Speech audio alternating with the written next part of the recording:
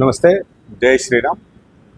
విశ్వేశ్వరరెడ్డి, హిందూ చైతన్య వేదిక అనంతపురం జిల్లా అధ్యక్షుడు. గత కొన్ని రోజులుగా మనం ఒక వార్త చూస్తున్నాం. గౌరవ రాష్ట్ర ముఖ్యమంత్రి గారు చంద్రబాబు నాయుడు గారు ప్రధానంగా ఒక ఆరోపణ చేశారు. తిరుమల లడ్డూలో ఆవు కొవ్వును, జంతువుల కొవ్వును, చేప కొవ్వును ఇలా కలిపి ప్రసాదాన్ని పంచారు గత ప్రభుత్వంలో అని చెప్పేసి. ఈ ఆరోపణ చేసింది సామాన్యమైన వ్యక్తి కాదు. ఈ రాష్ట్రానికి సంబంధించిన ఒక ముఖ్యమంత్రి ఆరోపణ చేశారు. సరే, ఈరోజు మనం గమనిస్తున్నాం, వాళ్ళు ఏమంటున్నారు, గత ప్రభుత్వంలో మేము చేయలేదు, ల్యాబ్ రిపోర్ట్ ఎప్పుడు తీసుకున్నారు, ల్యాబ్ రిపోర్ట్ ఎప్పుడు వచ్చింది, శాంపుల్ ఎప్పుడు తీసుకున్నారు, ల్యాబ్ రిపోర్ట్ ఎప్పుడు వచ్చింది అని వాళ్ళు కౌంటర్ చేస్తున్నారు. వీళ్ళేం చెప్తున్నారు, వాళ్ళు చేసిన తప్పిదాలు ఎప్పుడో టెండర్ తీసుకున్నారు కాబట్టి ఆ టెండర్ తీసుకున్న టైము వాళ్ళ ప్రభుత్వంలో కాబట్టి అని చెప్పేసి వీళ్ళే చెప్తున్నారు. ఈ గందరగోళంలో హిందువుల యొక్క పవిత్రత అంశం అనేది ఈ రాజకీయ పార్టీలకు పట్టదా అని చెప్పేసి హిందూ చైతన్య వేదిక ఆధ్వర్యంలో మేము ప్రశ్నిస్తున్నాం.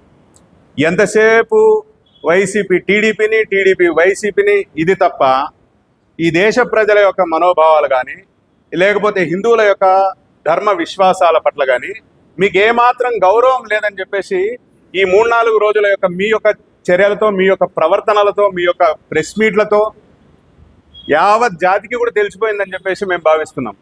ఎందుకంటే రాజకీయంగా గెయిన్ కావడానికి ఆ పార్టీ ఈ పార్టీ పైన, ఈ పార్టీ ఆ పార్టీ పైన బురద జల్లుతోంది తప్ప, అరే దీన్ని పరిశీలన చేద్దాం, దీన్ని పరిష్కరిద్దాం, ఎవరి హయాంలో జరిగింది, ఎవరి ఆధ్వర్యంలో జరిగిందని చెప్పేసి ఏ రకంగానూ ప్రయత్నం చేయడం లేదు. ఊరికే రాజకీయ ఆరోపణలు చేసుకుంటున్నారు కానీ ఈ సమస్యకు పరిష్కారం చేపడదామని చెప్పేసి ఆలోచన చేయడం లేదు. ఎవరికి వాళ్ళు రాజకీయ ప్రయోజనాల కోసం అని చెప్పేసి రాజకీయ పార్టీలు ఆలోచిస్తున్నాయి. వైసీపీలో హిందువులు లేరా, టీడీపీలో హిందువులు లేరా? మనమందరూ కూడా స్వామివారి ప్రసాదం తిన్నవాళ్ళమే గత 5 సంవత్సరాల్లో. అరే, ప్రపంచంలోనే అత్యంత పవిత్రమైన, హిందువులకు పవిత్రమైన క్షేత్రమే అది. అటువంటి క్షేత్రంలో ఇలాంటి పరిస్థితులు ఏంటి? వైవి సుబ్బారెడ్డి గారు కావచ్చు, లేకపోతే భూమన కరుణాకర్ రెడ్డి గారు కావచ్చు, హిందువుల యొక్క ధర్మ విశ్వాసాల పట్ల వీళ్ళకి ఏమాత్రం కూడా గౌరవం లేదనే విషయం తెలుసు మనందరికి కూడా. ఎందుకంటే స్వతహాగా వాళ్ళ యొక్క కుటుంబ సభ్యులు ఆదివారం అయితే చర్చిలకు పోతారు. ఆ చర్చిలకు పోయే వాళ్లకు, లేకపోతే ఆ చర్చిలకు మద్దతు ఇచ్చే వాళ్లకు వాళ్ళని తీసుకొచ్చి ఒక హిందూ ధార్మిక సంస్థకు చైర్మన్లుగా పెట్టడం ఏంటి? ఇంతకంటే దౌర్భాగ్యకరమైన విషయం ఇంకొకటి ఉంటుందా? వాళ్ళు ఇంకొక రంగంగా ప్రశ్నిస్తున్నారు. గతంలో చంద్రబాబు నాయుడు ముఖ్యమంత్రిగా ఉన్నప్పుడు ఒక సారాయి కాంట్రాక్టర్ను చైర్మన్గా నియమించినాడు ఆదికేశవ నాయుడు గారు. అంటే వీళ్ళందరికీ, ఈ రాజకీయ పార్టీలు ఏవైతే ఉన్నాయో వీళ్ళందరికీ ఏంటంటే హిందువుల యొక్క గుళ్ళు కావచ్చు, హిందువుల యొక్క ఆస్తులు కావచ్చు, హిందువుల యొక్క దేవాలయ ఆస్తులు కావచ్చు, ఏవైనా కూడా పబ్బం గడుపుకోవడానికి, విపరీతంగా దోచుకోవడానికి, వాడుకోవడానికి మాత్రమే ఉపయోగపడుతున్నాయి తప్ప హిందువుల విశ్వాసాల పట్ల ఏమాత్రం భక్తి భావన లేదనేది ఈ యొక్క చర్యతో నిరూపితమైపోయింది. వీళ్ళందరూ కలిసి రాజకీయ జోక్యాన్ని ఫస్ట్ నిర్మూలించండి. మీరు దేవాలయాల్లో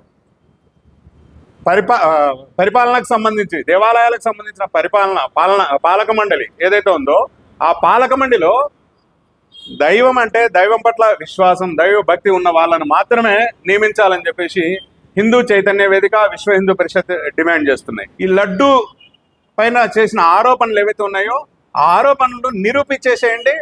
ఎవరైతే వాళ్ళు ఏ స్థాయిలో ఉన్నా, ఎంత పెద్ద స్థాయిలో ఉన్న వ్యక్తులు అయినప్పటికీ కూడా మనకు తెలుసు, వెంకటేశ్వర స్వామితో పెట్టుకుంటే ఏమైపోతారనేది మనకు చాలా విషయాల్లో ప్రూవ్ అయిపోయింది.